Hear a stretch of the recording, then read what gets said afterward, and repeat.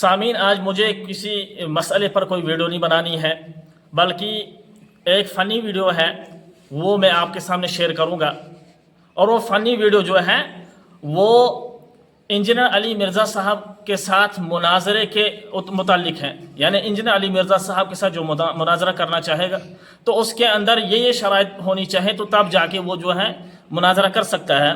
اور آپ جو ہے وہ مناظرہ کی وہ شرائط کیا رکھی ہیں وہ آپ مفتی طارق مسعود صاحب کی زبانی سنیں گے، لیکن اس سے پہلے میں ایک بات کہنا چاہوں گا کہ جب دو جماعتوں کے درمیان مناظرہ ہوتا ہے تو اس وقت اصول طے کیے جاتے ہیں، شرائط طے کیے جاتے ہیں۔ وہ اصول اور وہ شرائط کتابوں کے اندر لکھے بھی ہیں کہ وہ بندہ مناظرہ کر سکتا ہے جس کے اندر یہ کوالٹی ہو، جس کے اندر یہ صلاحیت ہو۔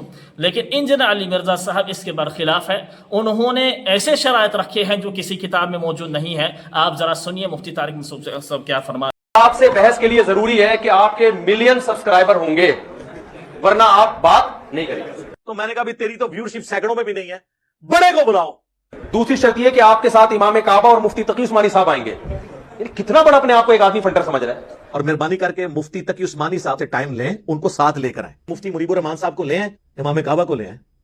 تیسری شرط اسلام میں یہ ہے کہ انجینئر صاحب سے اگر آپ بات چیت کے لیے آئیں گے تو بائی ایئر آنے کی آپ کو اجازت نہیں ہے۔ آپ 22 گھنٹے کا سچی مچی کا سفر کر کے آئیں گے۔ 22 گھنٹے کا سفر نہیں، 2 گھنٹے کا سفر۔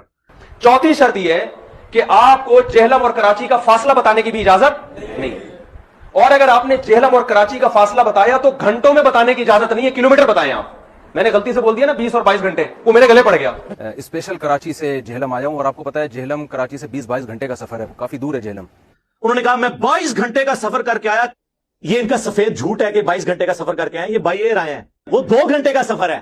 کہ بھائی جہاز سے تو 2 گھنٹے کا ہے، تو بھائی جہاز سے تھوڑی بتا رہا ہوں میں، جہاز سے تو دبئی بھی 2 گھنٹے کا ہے یار۔